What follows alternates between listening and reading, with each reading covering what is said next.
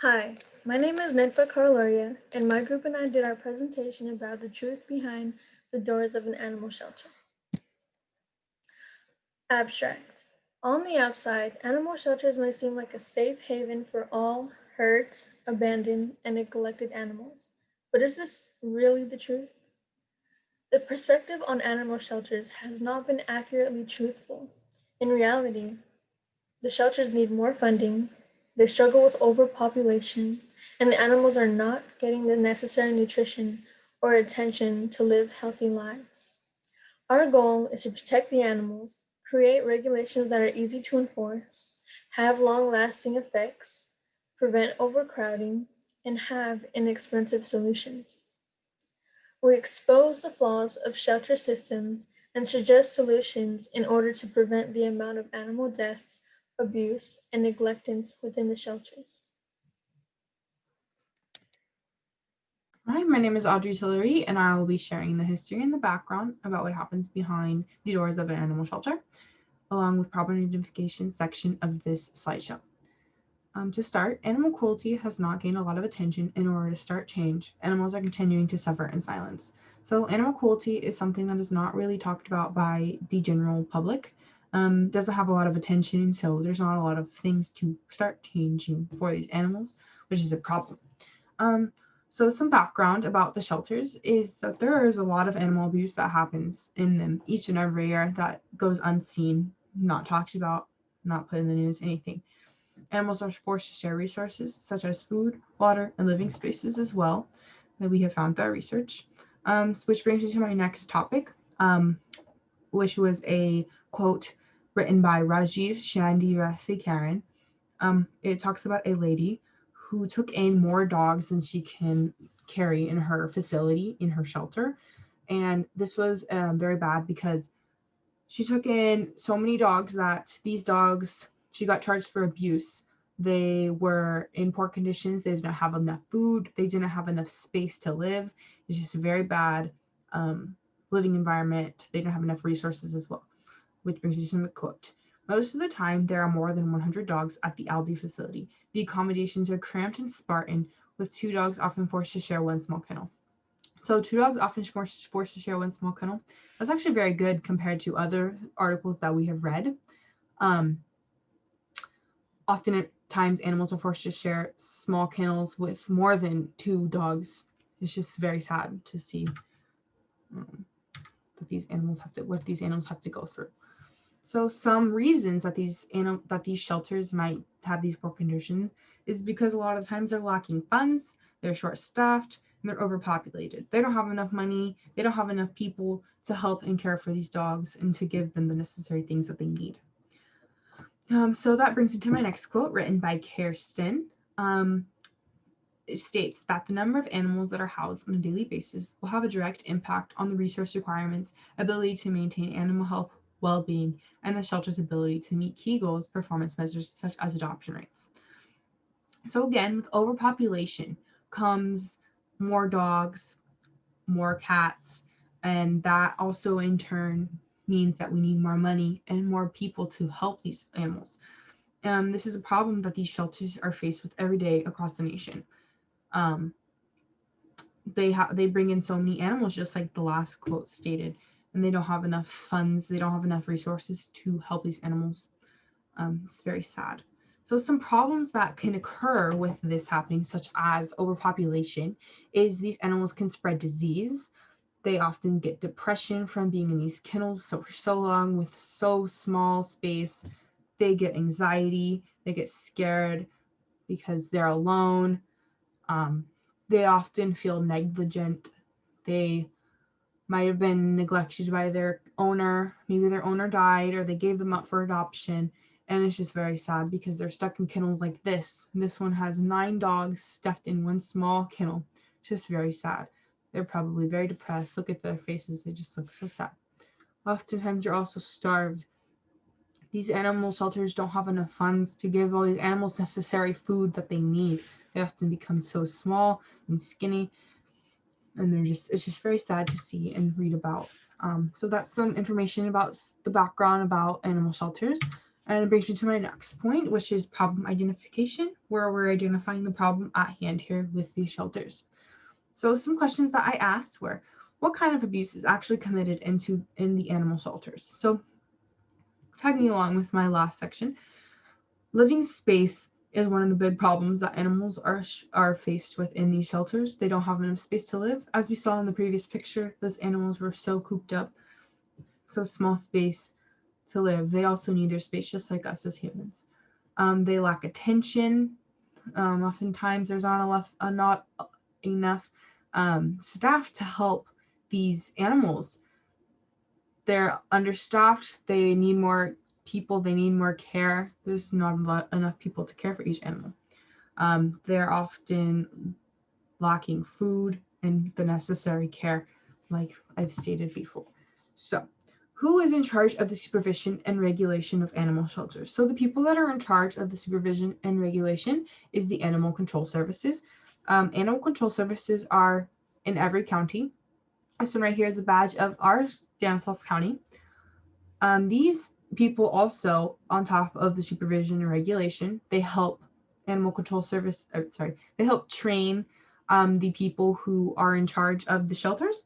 They help coordinate events such as maybe donation events. They help coordinate how these animals get adopted. They help coordinate everything like that with the business aspect behind the shelters. They also help evaluate shelter personnel. So they're basically the people who hire the shelter workers. And that also brings my question is, what can these people do as well? What can they help? Animal Control Services people, they can also help these shelters because they are the ones who are in charge of it. When do shelters find the time to care for each animal? So a lot of shelters are overpopulated. So in the shelters that are overpopulated, it's very hard to care for each animal. So they don't have enough time to care for each animal. There's too many animals to care for. In the shelters that do have enough staff and enough money to help these animals, they do have people to care for them. But that's not the case with what we're talking about. In our article, we were talking about abuse in the shelter, and in the overpopulated shelters, there's no time to care for the animals. Why are many important animals euthanized? Many animals, innocent animals that are euthanized, it is often because the shelters are overpopulated. There's too many animals, so these animals need to be brought out and basically killed. Euthanize means to inject or to give the animals a drug pill that puts them to sleep and kills them. Oftentimes animals might be sick.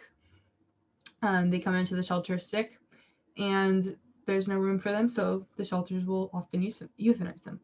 Animals must be adopted within a short time span. So oftentimes animals will come into the shelters and they have a certain time span. In some shelters, they have a time span for how long they have to be adopted. So they might get maybe 5 to 10 days to be adopted. And if they're not adopted, oftentimes they might be put to sleep. It's very sad. And there's a little picture of a dog right before he's getting put to sleep. And oftentimes, animals are euthanized as well when they're old and their owners want to put them to sleep, which is okay. But in the shelters, I just feel like that is not necessary for innocent animals. So how can animal shelters improve? So animal shelters can improve by hiring volunteers. So volunteers will actually help give the shelters the necessary help that they need from people who actually want to help these animals and want to care for these animals. And also it's really easy because they don't have to pay these workers because they are volunteers. They can help set up donation centers and fundraisers to help raise money to also help these shelters improve. Where is animal abuse taking place? Animal abuse takes place nationwide, worldwide, everywhere. But focusing on nationwide, I just wanted to bring up this cool little fact. 2017 rankings, best and worst states for animal protection laws. So according to this little graph in this article that I read, Kentucky was rated bottom, was the worst state. Illinois was rated the top. And a little fun fact is California is rated third. Problem identification. So a question fact Problem identification continued. A question of fact, due to poor conditions that animals face, how many animals are euthanized from animal shelters?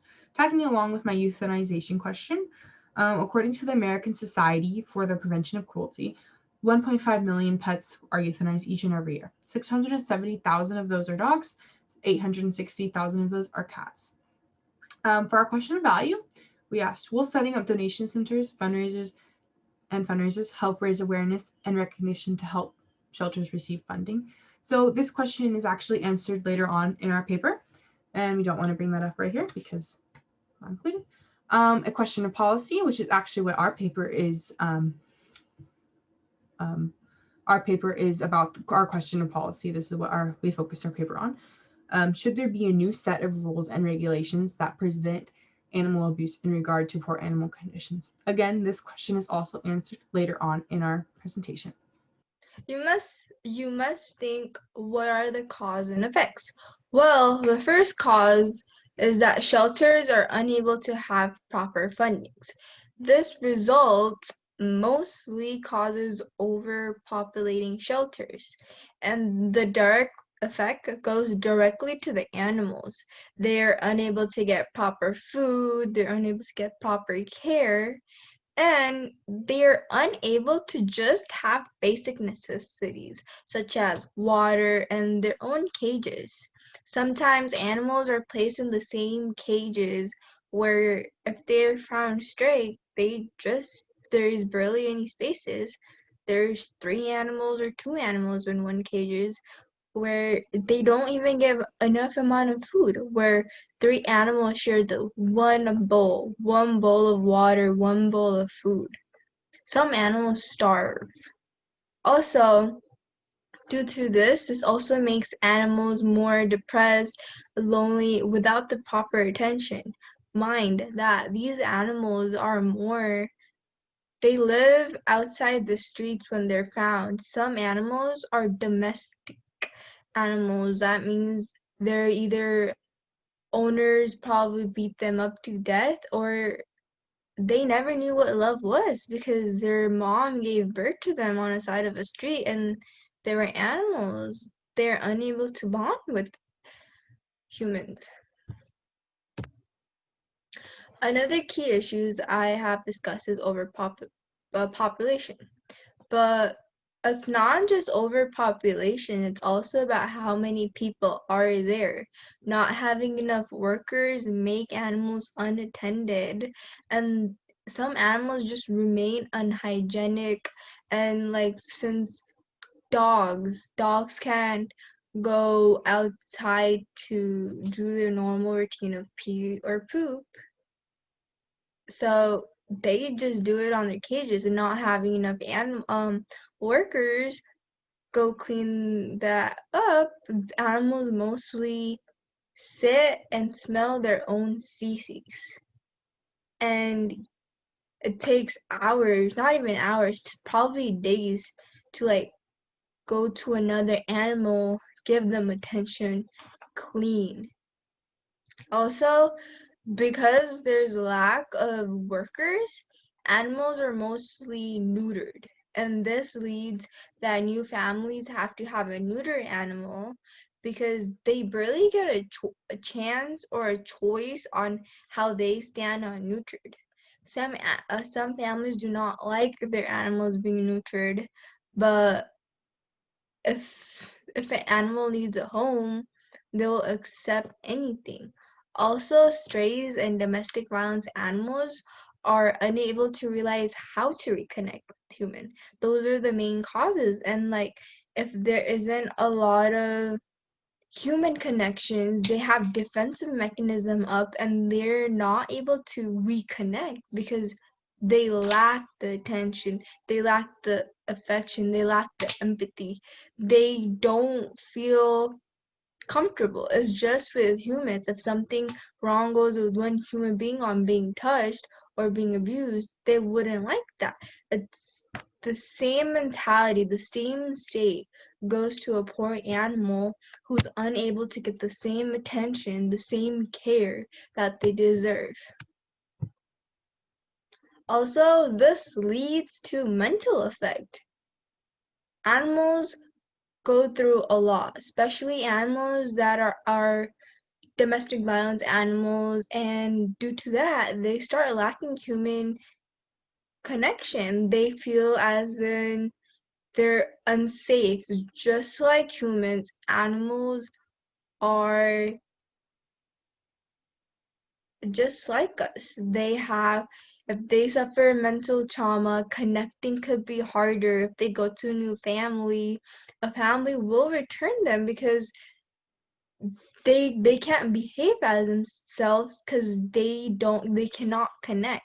Mind you, some people get animals, they adopt them as a toy, but they're not a toy. They're like 10 to 15 years commitment. They're like a life commitment. And if someone can't take care of them, there's no point of like having an animal, because it's hard for an animal to adjust. It's hard for them to feel safe again. It's hard to reconnect. It's hard to feel themselves. It's not very easy for an animal, nor as a human. Mental effect goes very deep of cause and effect. Overpopulating and unable to get a fair share of food makes a very key aspects and roles on how animals do not get proper care at adoption center when they should, to like feel comfortable, feel at more home. Our next topic is solution criteria. For this section of our presentation, we set standards or expectations for our solutions to prevent animal abuse within shelters. The first standard is, and always will be, is to protect the animals. What does this mean? It means that we need to figure out a solution that keeps the animals safe, physically and emotionally. If this is not built into the expectations for the establishment, then the purpose of shelters has lost its meaning. Secondly, the next criteria involves creating easy tasks for employees that are still assisting in achieving the animals' needs. It is important to keep the helpers and the animals happy and in good shelter conditions, creating simple tasks yet efficient for the shelter's animals. Which brings us to our next point of creating procedures that are potentially long-lasting and successful results. In other words, making sure that the tasks are simple but able to function without causing additional problems in the future, meaning conflicts financially or with animals and employees. Furthermore, the main problem in animal shelters that can also be considered as animal abuse is the overcrowding that has overpowered in the shelters. Therefore, providing enough space for the animals has made it on our solution criteria list. Overcrowding can lead to major complications, and not to mention poor conditions for the animals crammed in these small spaces with others. Lastly, our goal is to establish ways to gain profit and have strategies that are not expensive yet beneficial for the animals. As an establishment that takes in stray animals, the funding may not be accurate to what is actually required for each animal, which is the reason why it is important to create a donation system that connects items specifically for animals such as food, toys, brushes, or beds. All of these standards are necessary for running a successful and humane shelter for the animals who seek for a loving home. This next slide talks about the importance of setting standards. At this time, we reflect on why it is important to create these solutions to fully accomplish decreasing the number of cases reporting for animal abuse within the shelter. The following quote shows why it is necessary to set these standards. Quote, "The dogs were so hungry. They were eating dirt because it contained the remains of dead dogs." From Animal Cruelty Case reveals extent of animal abuse at shelter. Dogs suffered from array of maladies, found in paragraph 9. This quote supports why it is important to protect the animals, create a respectable space for them, and to create a donation system in order to prevent starvation and inhumane conditions such as these, where the animals are put in positions where they have to eat dead animals that they were entrapped with. The following quote also shows the significance of creating expectations for the animal shelters that have the responsibility to care for each and every animal under their roof. Quote, the town controlled officer seized 45 animals from the facility in December. Police reports alleged foul conditions, including feces in water and in food bowls. Animals cramped into small cages, untreated for wounds, infections, and other illnesses and lack of proper ventilation. In an article named Plainville Shelter Founder Charge, found in paragraph 3. Once again, we see the importance of animals having access to their own cage, or at least creating a decent amount of space to fit a respectable amount of animals in, as well as making sure that the space they do have is clean. This also shows the significance of protecting the animals mentally and physically, because many animals in shelters already do not receive the attention or medical attention that they need. Finally, we use our solution criteria to create systems in order to change the animal life within shelters after reflecting and realizing why it is important to pay attention to such needs and unspoken conflict. Hi, my name is Patricia, and today I will be discussing solution suggestions, generating alternatives. I think it will be helpful by setting up donation centers and creating student clubs to help with animal funding and overpopulation. I think we should set up donation centers on campus or maybe dog parks and encourage other pet owners to donate maybe like treats or canned food for them, like wet food or even toys or beds would be helpful. Also, having a student club could encourage other students to adopt animals. As to students are looking for pets anyways as a form to adapt to change or just to keep them company or with the stress or just, have them like a support animal kind of. It's also helpful to encourage volunteers interested in pursuing vet careers or people who genuinely care about animals' well being to help instead of hiring more staff. This could also be a great experience for volunteers, and they could even do internships at said volunteers that will help them in their future careers of becoming vets maybe or anything animal related. Another way of receiving donations is by setting up GoFundMe pages. They're a super easy and convenient way to receive money donations, and we'll make sure to encourage any amount, even if you think it's too little, we'll encourage you to donate as much as you can. It will help animals in shelters, so we'll appreciate any amount. And they're super easy to make. They take no more than 10 minutes, probably, or less. And they're super, you can share them on any social media account like Facebook or Instagram or Twitter.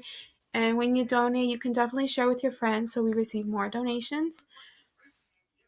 It would also be a good idea to have multiple people take care of a section in the shelter in an organized way. For example, have people stationed to groom animals or have them look after kittens or puppies. Like maybe have people, when people go in, they have their specific section to take care of. As kittens probably need more attention than regular cats do, or puppies need more attention than dogs do. Also, have people take care of those that need medical attention and making sure you separate those that need medical attention from the healthy animals. That way, you take care of those that need attention medically from the healthy. And by making sure the animals are healthy, it will increase their chances of getting adopted, as no one wants an unhealthy animal, obviously. It would also help to prevent other animals from getting that contagious disease. Some animals do have contagious disease, and it will be safer for you and other pets and being aware of that. It would also be helpful if we could somehow create a system where possible owners are allowed to take an animal they want home and gain insight of the responsibility it takes to own an animal. Uh, by taking them home, they will understand the amount of attention certain animals may need. Maybe they don't fit in with their busy lifestyle and they realized, oh, I don't think I could take care of this animal and give it the attention it needs to properly take care of it. Or maybe they don't fit in your living situations. Maybe you have roommates and in an apartment, or maybe your complex doesn't allow animals. You should also be aware of that. Also, being aware of cost can be a wake-up call. You can be like, oh, this is way more money. I don't think I have the budget to take care of this animal properly. Also, making sure they fit in with your other pets you may have at home is very important, as maybe your animal will never adapt to that kind of environment. Maybe they're just meant to be just that pet or something. By allowing you guys to potential adopters to take the animal home, the animals will have a chance to adjust to a new environment. That way, when you are officially adopting the animal, they will be used to the environment and know how the living space is going to be, and it won't be as hard. My name is Ashley. I will be talking about our solutions and how they hold up to the criteria that we set previously. So starting with solution 1 is to bring more volunteers into the animal shelters. The pros of this would be they protect the animals. I read this interesting article that talked about how volunteers resist unnecessary euthanization. And I understand that the average animal shelter staff does not want to euthanize animals, but it's become part of routine. So I think if we bring in a fresh perspective, new volunteers, we can help stop that, and they can take care of animals that would be euthanized, because I think a big part of that is needing room and resources. So volunteers could stop that. It would also be easy to establish more volunteers because there are lots of people. Like in this image I have here, it shows people in a protest for an animal shelter for the poor conditions. So I think if we have people like that in our shelters, we can definitely help protect more animals. This is also a long-lasting effect, because if we have more volunteers, then we can help more animals, and really more volunteers could just be beneficial overall to the animal shelters. Some cons for this, however, if we have more animals because we're not euthanizing, because we have more volunteers and yada yada, there'd be more space needed for the animals and also more resources, which this would lead to, it would be more expensive to have all these animals. Even though the volunteers aren't paid, like their actions and their systems might cost more. So the second solution, donation centers. Pros, it protects the animals, generates funds and resources, and it could potentially create more space for the animals. So donation centers, we can get resources from people and we can get funds. So this would obviously not be like an expensive option if we're getting money. We can use that money to create the room, buy more resources, use the funds to protect the animals, create better spaces for them.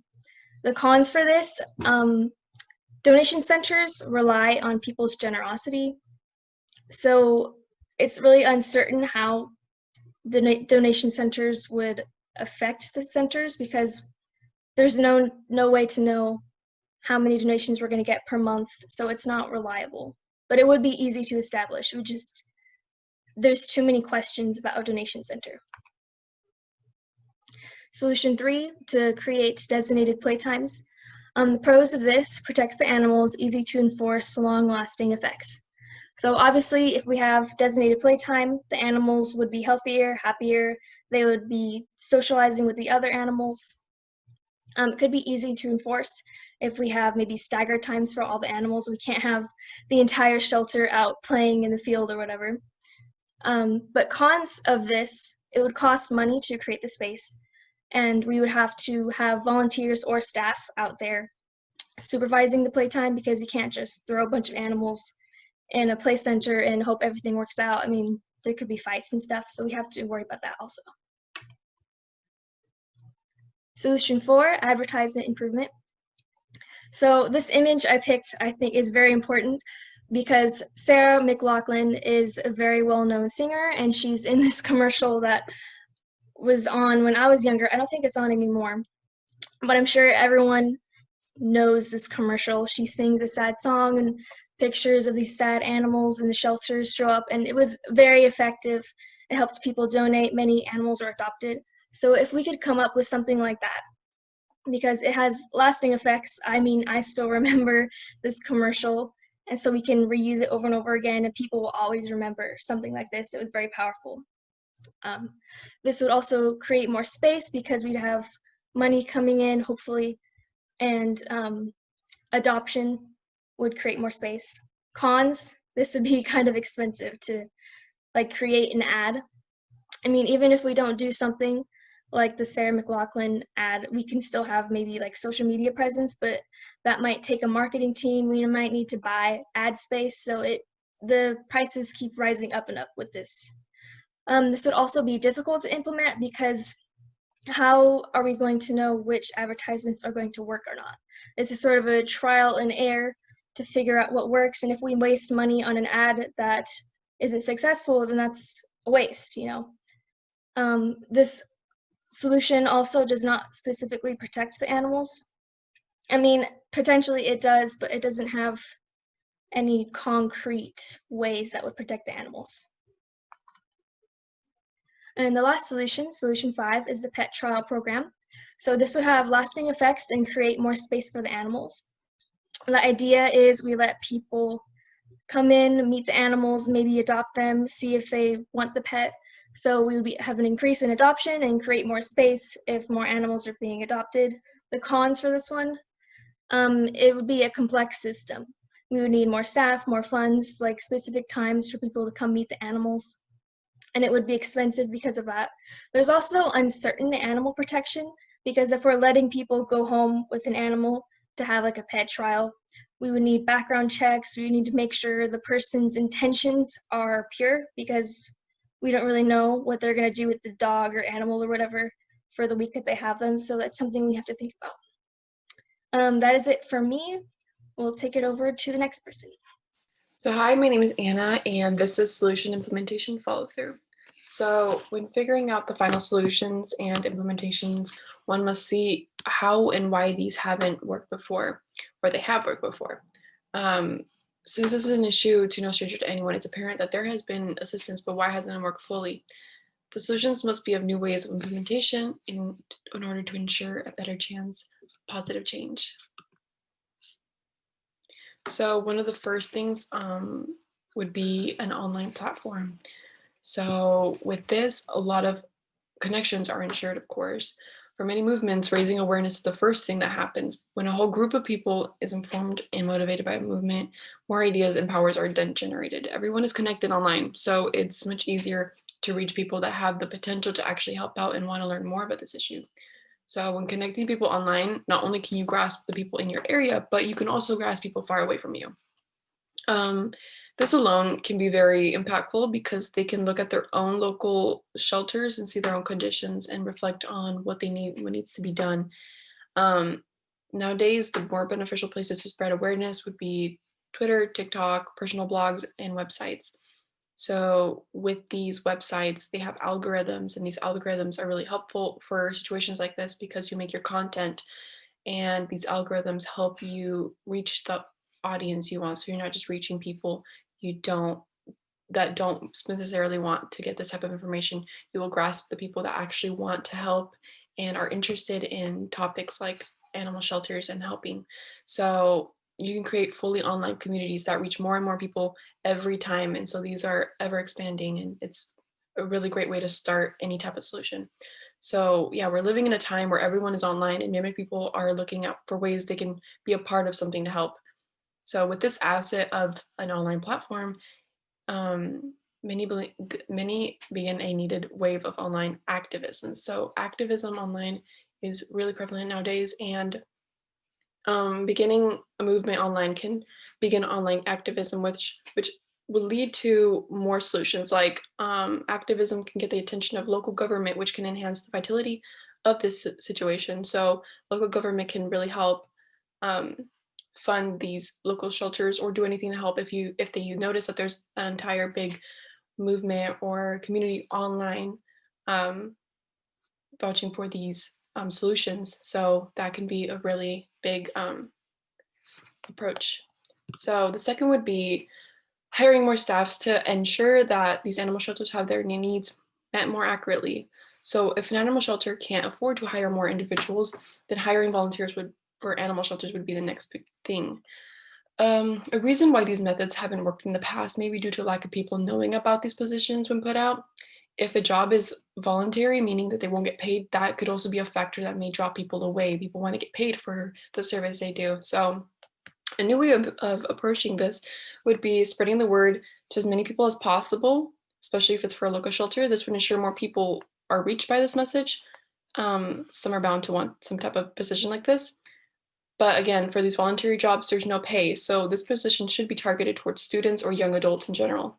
Teenagers may be more inclined to take up jobs like this because many are trying to get volunteer hours for college, and some may like the idea of spending time with animals. So targeting this demographic would be really important for getting volunteers because most of this demographic will not have a problem with the no pay because of the other incentives coming in with the job. And they could also use that no pay as volunteer hours that they can use for future jobs or college. So this would be a good way to approach this situation rather than just getting volunteers. Targeting teenagers and people who have the time would be more beneficial. So the third one would be a pop-up donation center. So with these donation centers, they've been done for a long time, but not always seem to make enough money to fully fund shelters. A reason may be because of lack of impact, lack of interest, or lack of information out there for people outside to know the truth when these happen. So a different take on this type of solution would be to make a considerable impact. To attract more people towards these donation centers, we must implement something of value to people because people are interested in themselves. As unfortunate as that sounds, value is something people want and when looking for things to happen. So everyone has their own interest in mind, how I just mentioned. So with these centers, there must be something that can bring people together. An idea of this could be a pop-up pre-planned center where some animals are brought and people can come and meet them. Here people can get informed on the issue and feel more inclined to donate on the spot. So letting people know the truths of the matter, of the conditions of these animals in shelters, and also at the same time have them be in contact with some of the animals makes people or communities more inclined to donate. So they're seeing things firsthand happening, and this could be like helping them see the issues fronthand and like want to help and donate. And so letting people, they will see things up front and want to donate, including incentives that people can purchase that would be included with the donation can increase funding too. So incentives would add personal value to the donations. Again, people are more motivated to donate when personal value is added, like I said. So like an experience or a product experience could be meeting the animals, the information that they receive, and also with a donation, they can receive like maybe a little token or product of some sort. They can also donate products to the dogs, so food, blankets, anything that they may need. So having this pop-up donation center can be more of just a place to donate, but more of a place where people can come together and share an experience together. Now for a conclusion, so we find that these animal shelters are lacking support that they need to fully flourish in the establishment they can be in.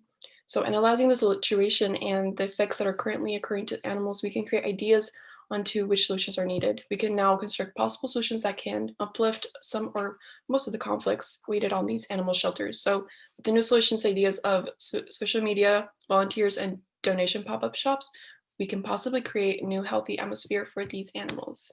Thank you. Thank you for your time and thank you for listening. That concludes our presentation, and here is a list of our references.